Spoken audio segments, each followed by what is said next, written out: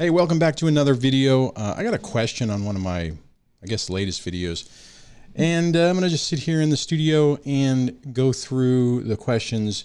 I've covered this stuff before, but it's people keep asking every once in a while, so I figured it would be good. And basically, the questions, it was comment, and basically it's from Charles. And Charles is like, hey, Duane.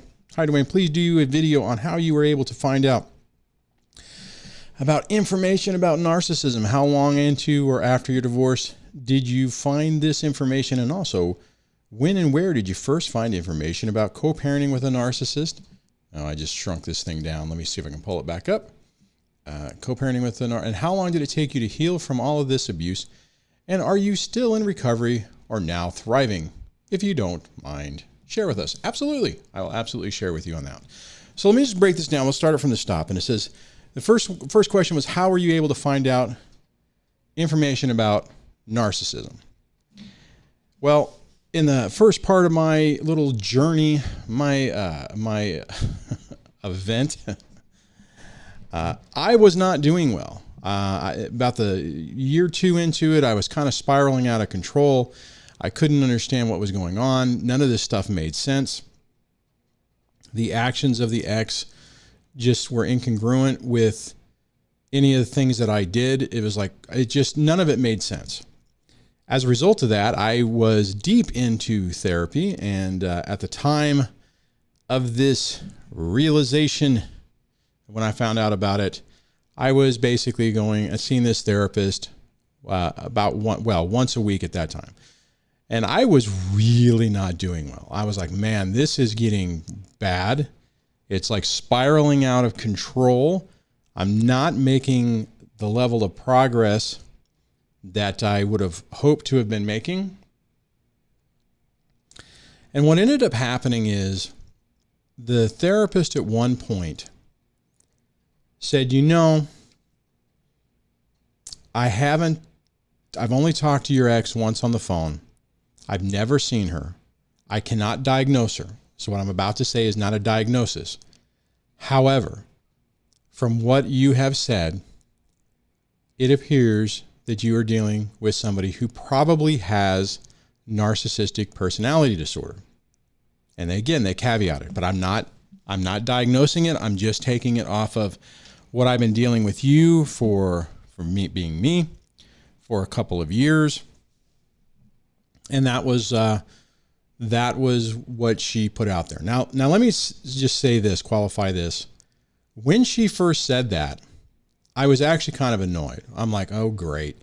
Some other little term that doesn't mean anything. Because in the past, someone else had made another, I don't know what comment it was, but said something, well, maybe you're dealing with this, and it just didn't line up. But after that session, I went home, fired up the computer, had about an hour drive because it was, about 45 minutes from my house, 50 minutes from my house. So get home, pull up the computer, do a Google search, what is narcissistic personality disorder? And basically it was an aha moment. I was just like, what popped up on the screen, and it wasn't videos at first, it was just text, was like, holy cow, this is what I'm dealing with. It would iterate or go through different patterns of behavior. And I'm like, yes, kind of, yes. It was just like, there might as well have been a photograph of the ex right next to the description. So that was my initial thrust into narcissistic personality disorder, cluster B, and started my research phase of trying to figure all of this stuff out. So the next question was, how long into or after your divorce did you find this information? It was absolutely not in the marriage or before. It was about 2 years post-separation, post-divorce. So it was, I mean, so it was kind of a long time. It was a long time to kind of go through all of that and try to figure out what was going on. It was a really tough couple of years. Those are what I consider when you see some of my old videos where I talk about the dark days. Those are the dark days, because it was really dark. The next question is when and where did you find out about co-parenting with a narcissist? It's funny that you asked that, because what happened is, in the same day that I was Googling NPD, cluster B, and starting to expand that search, I said, clickety-clack, clackety-click, how do you co-parent with a narcissist? And the first article that came up, I should have saved links to all these, basically said, you cannot co-parent with a narcissist. The best you can do is mitigate the damage and parallel parent. And again, it listed out a bunch of behaviors that it's like, you're probably dealing with this, this, and this. And I'm like, oh my God, yes, yes, yes, and yes. So that was the same day that all this other information happened. I had a lot of, range of emotions associated with this discovery. I was a bit, I was feeling like I finally had some closure. I had answers, for 2.5 years or 2 years or whatever, that 2-year time frame. I was beating my head against the wall trying to figure this out, because I'm like, this doesn't make sense. None of this makes sense. How can you be married to somebody for over 2 decades, have 3 children together, and this is now what our life is? It made no sense until you started reading the information about it, and then it starts making a lot of sense. So the initial feeling I had was this euphoria that I finally felt like I had some closure, and I finally felt like I understood what was going on. Now, the sad reality is that was a short-lived victory.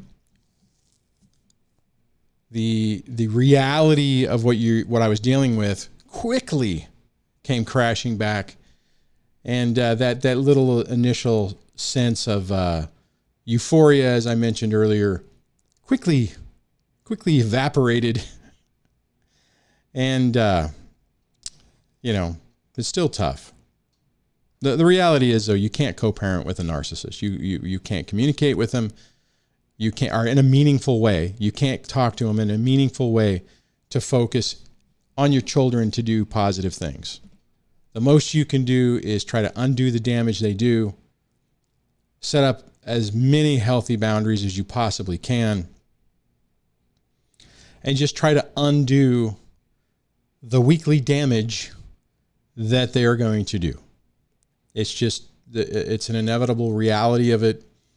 And if you allow yourself to get sucked back into the vortex of chaos that I so often talk about, you will just find yourself spiraling back out of control. For anybody who's new at this or just watching this right now, maybe found my channel and is just new to all this, this can be a very depressing realization, because you feel like, oh my God, this is never going to end. This is going to be a big pile of goo, or a big pile of poo forever. For clarification, they will stay the same. The difference is you change, you grow, you learn how to deal with it. You learn how to mitigate the chaos that they bring to the table. What I can tell you is, from doing this channel for now over 5 years, pretty sure it's 5 years, I have seen many people through this channel, through just people who have sent me emails, people who have made comments, people who are part of the Discord, people who I've coached through the coaching program. They all improve their lives and things get better. If you're at the beginning parts of this, you can be thinking, well, how the hell does that happen? Just trust me. What happens is you start taking your life back. You don't continue to chase their chaos, and you slowly start to regain your life. Now, that doesn't mean that they're going to leave you alone. That doesn't mean that they're not going to create extra drama. I'm 9 years into this, and drama continues to be created. BS continues to happen. Just had some stuff recently happen that just reinforced that. But the difference is I don't now, after all this time, this is going to go into the last question. Well, let me do this. Let me just go ahead and I'll read the next one. How long did it take for you to heal from all of this? And are you still in recovery or now thriving? Well, I consider I'm thriving. Now, with the caveat, we all have the opportunity for personal growth. So am I still growing? Absolutely. Would I consider that recovery? Not necessarily. It's more of just like improving my life. But I absolutely feel like I am thriving. You know, my life, my world is better than it's, oh my God. Honestly, I look back throughout my entire life and this is probably the best it's ever been. Is it perfect? Absolutely not. Do I still have, reoccurring issues with my kids sometimes? Sure. Is the ex still the same person they were 9 years ago? Absolutely. The difference is the way I engage, interact, respond, or not respond, hybrid no contact, makes all the difference. Way back when, at the early part of this, I had serious PTSD. I would have panic attacks going to the damn mailbox. I was constantly looking over my shoulder, wondering when the next shoe was going to fall. I would make sure I was constantly looking for their vehicle, the ex's vehicle, because I did not want to be anywhere near or around this person. Every time a bill came in and I was completely broke and unable to pay it, I would get angry and frustrated and have another PTSD attack or an emotional flashback, however you want to describe it. But all that stuff doesn't happen now. Now when stuff happens, it's like it's almost like the adrenals have been burnt out. You know, my give a crap factor is down to 0. It doesn't take much. Let me rephrase that. It takes a lot for me to get upset about something now, which in a lot of ways, I think that makes my life better. Because I look at everything in my life, not even just stuff with the ex, as I look at it, it's like, is this worth worrying about? No. Now, if I get tired, hot, since it's really hot right now, can I get pushed to where my threshold for BS diminishes? Absolutely. But I am absolutely thriving. Okay, but I didn't answer the question of how long did it take? I would say it probably took another year and a half, maybe a year, maybe not over a year, maybe just under a year. I'm trying to, it's been a while, but I know I started this channel after I was feeling 100%. Crazy part is if you watch my old videos and you see me super tired and stuff like that, you can be like, oh my God, this guy's got it rough. He's not going to make it. The reality is, I was making those videos every moment I possibly could. Sometimes that was 2 or 3 o'clock in the morning. I was working full time, taking care of the kids, the 2-2-3 schedule. And I was trying to make videos when I could. In that situation, you're not at your best. However, I think you can also look back on those old videos and look at now, and you can see just, I'm a lot more, a lot more relaxed. My quote unquote performance has hopefully you consider it's improved, because I watch some of my older videos and I'm like, oh man, here's the thing. Let me just throw this out here. I do not like being on camera. Never have liked being in pictures. absolutely don't like being on video. Don't really, or didn't really, like the sound of my own voice. So all of this stuff is completely out of character for me. But I felt so strongly about providing a resource for people who were going through what I went through, who had no support. I used to think about it and I was like, I have decent friends. I have a small cadre of people who kept me alive, basically. And I used to think, holy crap, if I didn't have these people, where would I be? And then I would think, what about the guy out there and the gal out there who have nothing, nobody? So that's where this came from. So it took about a year, which is why in my older videos, I used to say when I would talk about the timing, and I still do mention it when I get a chance, and this is a perfect opportunity. This would be my chance. And I'll say this. When people say that it takes a while to heal from this, they are not talking about days and or weeks. It's probably going to take you a year to a couple of years. Now, not everybody is like that. I've known people through the channel who have reached that panacea of joy early, a few months, and they got it. They get the information. It makes sense, and that's what they needed. That's what they needed to push them on to the next level. Like I mentioned earlier, when I found out I had an outstanding trauma therapist, it still took me a while.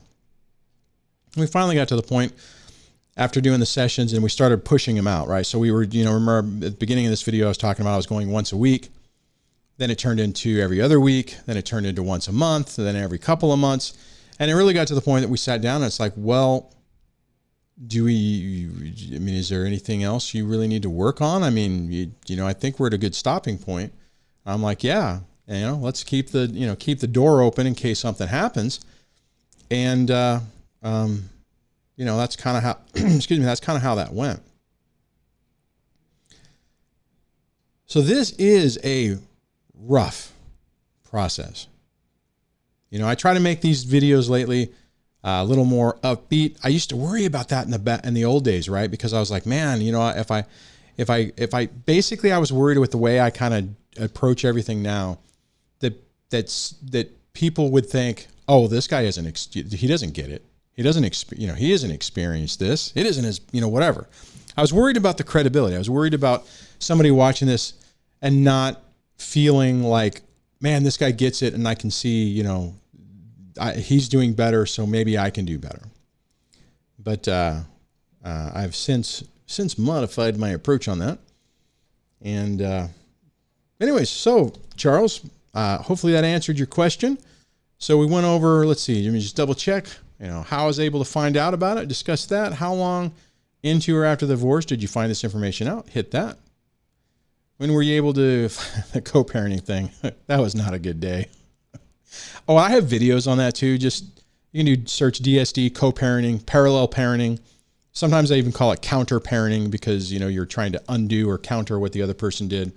And then how long did it take to heal? So it may take a while for you. It may take a bit. That's okay. Don't worry about it. Put the time into it. Work on this. You have to work through this. You have to work through the pain. And the last thing I just want to leave you with before I let you go is to say this.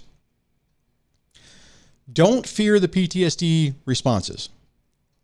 If you have that emotional flashback, you see their car, you see their phone number, their phone number pop up on your phone, and you have that, your chest tightens up and you have a panic attack. That's just telling you that you're not completely healed yet. Another example, I think that's even better, is when you're talking to somebody and somebody talks about a topic that's similar to what you're going through, and you have that visceral response. If you have that, you still need to work on it. And guys, please, for the love of God, work on it. Because what you don't want, and I've seen this in so many people, is you put it in a box, you put it under the bed, you hide it, you feel better because you're not having to deal with that trauma, and you think that you're healed. And I actually went through this too. There was a period of time before I found all this is when everything really crashed, because the divorce was final. the stupidness stopped. Life was getting better. I started dating Debbie. Ex found out and all hell broke loose, and I took a nosedive. And what I mean by that is I thought I was healed. When the ex realized that I was like, oh, wait a minute, you're moving on? Oh, hell no. And went boop right in my eye through various different means. All those feelings came crashing back. If you find that, just know, okay, I haven't healed from it yet. It just means I have a little bit more work to do. Do the work. Find a good therapist. Do trauma therapy. Do EDMR. I tried that. It didn't work for me because it was just too intense at the time. But there are things that you can do to minimize, to process that to where it doesn't happen anymore. And then what will happen is something that would have completely sent you off before will happen, and you'll almost laugh about it. You'll be like, oh yeah, I remember when they used to do that stupid stuff. That's what you're working toward. You get to that point and you've won. You've basically purged them out of your head, maybe not out of your life, but out of your head, out of your heart, out of your mind, and you get to start living again. Anyways, curious what you guys think. Did this answer questions you had? Did I cover it appropriately enough? If there's other things you would like me to cover, just put it in the comments below. Please comment, like the video. That helps the engagement. YouTube lives off engagement. The little AI monster tracks everything by what you as a viewer do. You watch the video fully, they use that as a positive. You pass it over whenever it shows up on your feed, that's a bad thing. Please engage. It actually helps. If you haven't subscribed, subscribe. Hit the subscribe button, ring the bell notification. Sign up for the text notifications. You can do that in the comments below. And finally, the last thing I do want to mention, if you waited this long, that means you're really interested in what I have to say. I have a camping channel that's completely has nothing to do with narcissistic abuse recovery. It's about mountains and streams and tents and trucks. Cool stuff. Subscribe to that so when you need a break, you can see, hey man, this is a guy who did get his life back. He is doing some stuff that's kind of cool. And hopefully it'll give you some inspiration that you will get there too. All right. I'll chat with you later. Take care. Bye.